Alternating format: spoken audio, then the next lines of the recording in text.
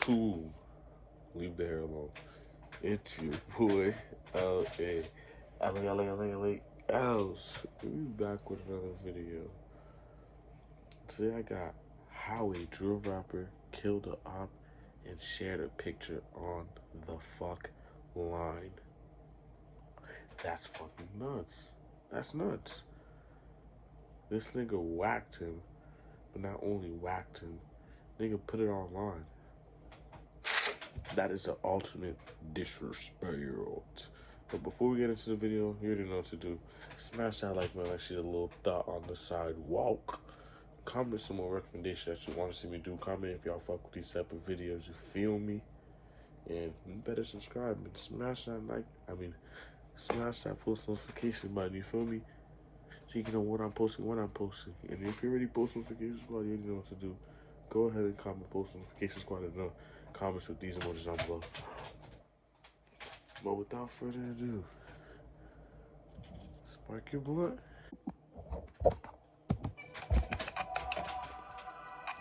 When you decide to play smart and swindle people, there are a million things that could go wrong. Getting cheated could be with. This is exactly the situation of things between 3 former friends who let a single act of insincerity destroy their friendship and led to the ultimate demise of one of them.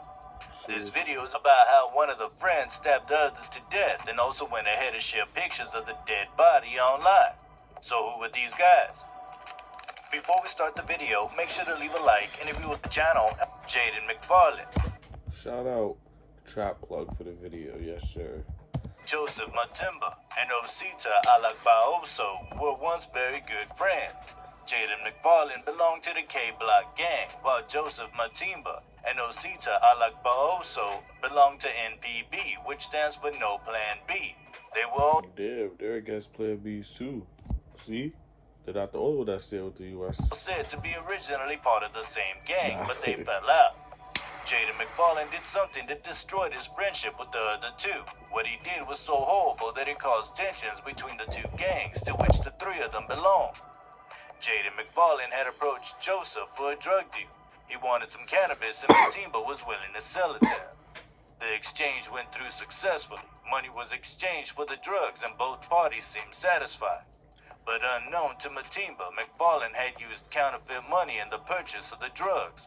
It's possible that McFarland himself wasn't even aware that the money he brought was fake. That no funny shit. I'm not gonna hold you. Nowadays, you see, that's exactly why. You also don't need to be in the streets because you can be getting counterfeit money you don't even know. You think it's just legit. Whole time it's not. You bring it to the big plug to go re-up or some shit. Boom. Yo, you bring me fake money? Bring me fuck. Or you put something on you, you drop a bag on your head, you feel me? That's how it really go. So hey, don't ever say fucking 9 to 5. It's possible that McFarland himself wasn't even aware that the money he brought was fake. Or maybe he knew. Well, Matimba later found out about the fake money and didn't take it too well. He felt cheated and he wasn't finna let it slide. Also, when McFarland had gone to buy the cannabis, he had with him a female companion. After the discussion, right before you check out, this tool scans the web for active discount codes and automatically applies them. Discovery made by Matimba. He had sent a message to McFarland's female companion. The message reads, "I suppose you lot think you're funny. You're going to regret it. Karma." The content of the message was clear and straightforward. Matimba was unhappy and he was finna get back at McFarland for cheating him. I believe at a point, Osita Alakbaoso was also informed of the situation, and naturally, I believe he would also have reacted in anger. Well, it was the end of their friendship between the 2 of them and McFarland and the start of a bitter rivalry that would also create a whole lot of tension between their 2 gangs. In the weeks that followed, things had gotten heated between the NPB and the K-Block gang, and members of the 2 gangs were not seeing eye to eye. On January 25, 2020, Kasim Ibrahim was sitting with 2 friends in the Memorial Gardens at Ashford. There is no info as to whether Kasim belonged to any gang or not, but I assume that he did, and was probably part of the K-Block gang. Okay. I say this because Osita Alakbaoso spotted Kasim and he stabbed him with a 14-inch knife.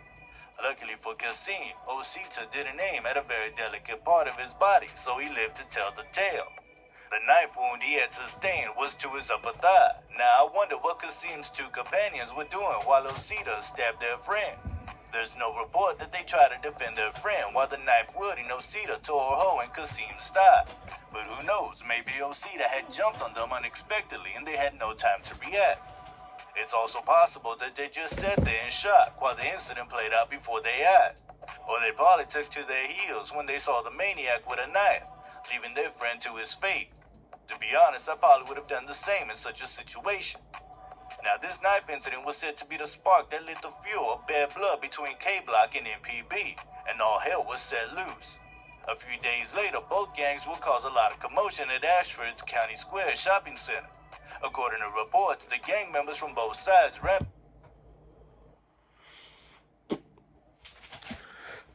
Okay. See? I can hold you. This is why the street shit's dumb. So you mean to tell me all this started over because the nigga accidentally bought some weed. I'm not gonna say accidentally. He could have purposely did it. I don't know if he purposely did it, so I'm not gonna say purposely did it either. Because the nigga bought some weed with fake money. Nigga got stabbed. Now they got beef. Now they're fighting in malls. Rampage through the center while flashing knives and a machete. I wasn't there, Never mind. They were flashing weapons. but I can imagine the scary sight they must have presented. The peace of the community was being disrupted, and the locals were not finna fold their arms and watch while this show of insanity is going on. The authorities were called in to put an end to the disorder, but before they got there, the gang members had all dispersed. Nobody was hurt in this incident, and I guess the gang members' aim was just to threaten each other without causing any bloodshed. Okay. A search was conducted by the authorities, both on air and on foot. After an extensive search, about 8 people connected to the unrest was arrested. The tension and heat. So they found 8 people and y'all got up out of there? Nah, that's nuts. How y'all get caught and y'all got up out of there? That's crazy. That's crazy. Between the two gangs continued to climb, with gang members using social media to send threatening messages to one another. On March 14, 2020, McFarlane was carrying out another drug deal at Arlington. The details of this particular drug deal are not known. At the same time, Alec Baoso was also carrying out a separate drug deal in the area. At around 12:25 p.m., he spotted McFarlane, and what followed next was ugly. He ran towards McFarlane, who did the wisest thing and fled. But fate had destined that it was the day he was finna die. McFarlane fell, and it was the perfect opportunity. Damn. Don't run, don't trip. Don't run, don't trip. Don't trip. Y'all just don't listen to music. Niggas don't watch music. Niggas don't listen to music. Niggas don't watch scary movies. And one thing you don't do is turn that head back like this. And one thing you don't do is trip. Those are the 2 rules. Oh, and you keep your head up. You keep your head up, because when you keep your head up, that means you're running for the stars. You gone. Keep your head up. You gotta do the ugly face and everything. You gotta get up out of there. Damn. R.I.P. McFarlane, though. This hits for you. Don't trip anybody else. Opportunity Alec Baoso needed. He stabbed McFarlane twice on the back. The blows were delivered with so much force that the handle of the knife broke, leaving the blade caught. This nigga broke the blade into... Nah, this nigga was trying to kill him. This nigga wanted revenge for that fake buddy. Yo. Caught up in McFarlane's clothing. McFarlane managed to get up and continued running from his bloodthirsty attacker. But Alec Baoso wasn't done yet. He totally wanted... Bro, this nigga got up, ran. And this nigga pulled out another knife. Bro.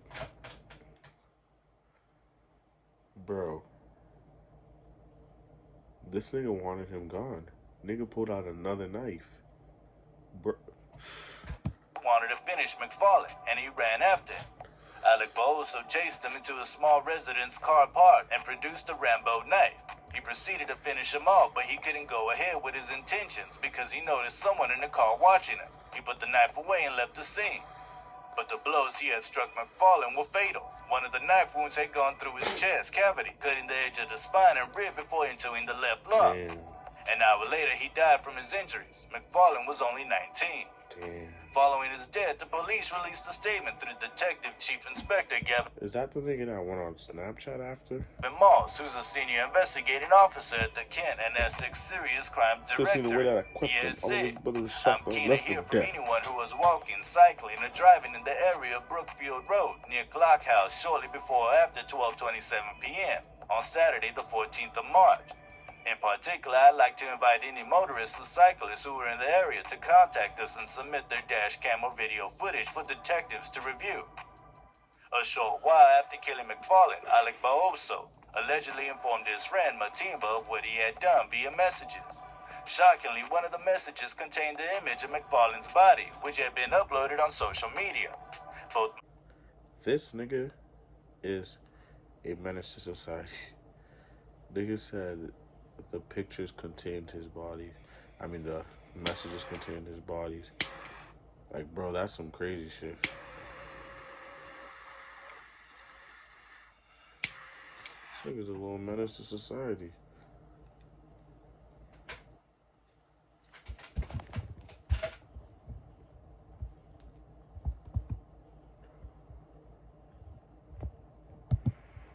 Matimba and Alec Baoso knew the authorities would soon be crawling all over the area of the incident looking for evidence. They had to act fast. They hid the knives used in the murder near Victoria Road Bridge and then made their way to a KFC restaurant. You must be wondering what they both went to do at a KFC restaurant. Did they go to celebrate the death of an enemy while helping themselves to some delicious chicken? Nah, it was none of that. They had gone there to change their clothes in the disabled toilets present at the restaurant.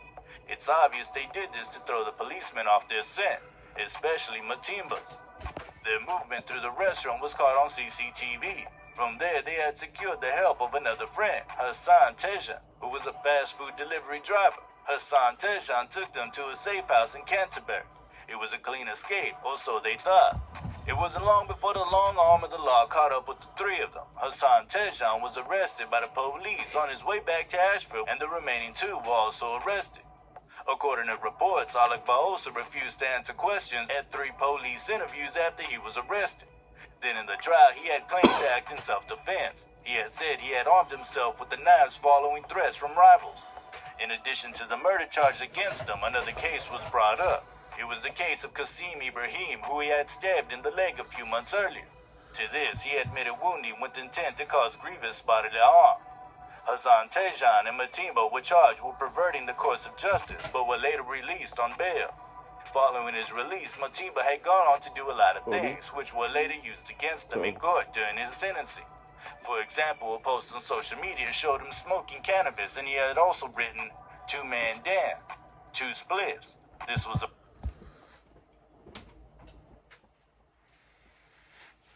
I don't know.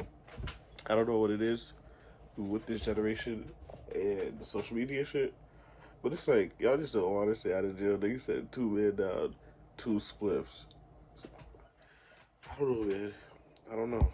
This was a reference to the death of Jada McFarlane and another unknown rival gang member. He also approved a rap song that glorified the killing of McFarlane. Matimba didn't stop there. He had also posted a copy of a witness statement and a film inside Maidstone Crown Court on his Snapchat. In addition, he wrote, "My brother and I had your back in court." And in another one, "My brother, we started this shit. Make sure I see it through to the end." And then added, "If I could turn back clocks, I wouldn't." I'm pretty Damn, so it's like now just like, and you have no remorse. You're done. 25 years to life. You're not coming out. But hey, you signed up for a football jersey. Now you got it. You wear it proudly. That's the life of the streets. That's where it gets you. You wear the jersey now. Go get you some money, guys. If you don't want a football jersey, get you some money. Get you some money. And worry about, fucking some girls, getting some little cootie cat. Other than that, ain't nothing else. chill with the guys, get you some money, get you some pussy. That's it. I'm pretty sure Matimba would have been surprised when copies of his Snapchat logs appeared in court months later during his sentencing. Bless you. He was found guilty of perverting the course of justice by helping Alec Baoso with a change of clothes and was sentenced to 18 months in detention. Tajon was also found guilty of perverting the course of justice by lying to the police. He was sentenced to 1 year in jail. As for Alec Baoso, he was found guilty of the murder of McFarlane on the 28th of April 2021, following a trial. At Maidstone Crown Court on Tuesday, the 23rd November 2021, Alec Baoso was given a life sentence in order to serve at least 20 years. See what did I say? I said 25, but 20 to life. You gotta serve 20. I don't know how their jail system work. If he get good behavior, you might get out like 15, 16. That's not bad for murder. No bullshit. But still, I'm not gonna lie. What's the point? There is no point of this street shit, taking someone's life, throwing your life away, making your family go through pain, making another family go through pain, especially over some cheap little shit like that. You feel me? But hey, that's that street shit. Before his sentencing, he had read a letter showing his remorse to the family of McFarlane. He had said, "I'm sorry, I know I've done wrong. Words cannot describe the pain I've inflicted on you. I'm truly sorry for what I've..." This nigga is capping through his motherfucking teeth. It's crazy. He tried it. Showing his remorse to the family of McFarlane. He had said, "I'm sorry, I know I've done wrong. Words cannot describe the pain I've inflicted on you. I'm truly sorry for what I've done, and I'll never be able to make up with him. I never wanted this to happen." If you ask me, the show of remorse was too little too late for him, and it couldn't bring back McFarlane. It was just sad how the whole situation turned out. That's all I've got for you on this video on how a drill rapper stabbed his rival to death and shares a picture of his dead body online. Feel free to let me know what you think about it. And hey you, you like the video? So, like, the next video is Lil Baby's Dark Past what talks about. Like, damn, they always try to bring black people down when they're up. God damn, get off his dick. Shit. But, damn, no funny shit, I'm not gonna hold you, that's crazy. Niggas gotta chill with that social media shit. Cause, like, what's the point of going ahead and doing all that knowing you're guilty of murder? It's like, you wanna go to jail and wear a football jersey, but that's exactly what happened. Hopefully, you do good in jail, you get out in time. Hopefully you don't catch another body in jail, you know, protecting yourself. But hey, that's the life you chose. But hey, don't forget to like this video, comment how you feel about it, you feel me? Let me know what y'all think in the comment, if y'all agree with me or not. You know, and don't forget to, you know, smash the like button. You better hit like the button. And don't forget to subscribe. I'm not gonna sing this song, just ring the bell. You know what to do. Subscribe, post notifications. But it's your boy, LAElsTv. And we out.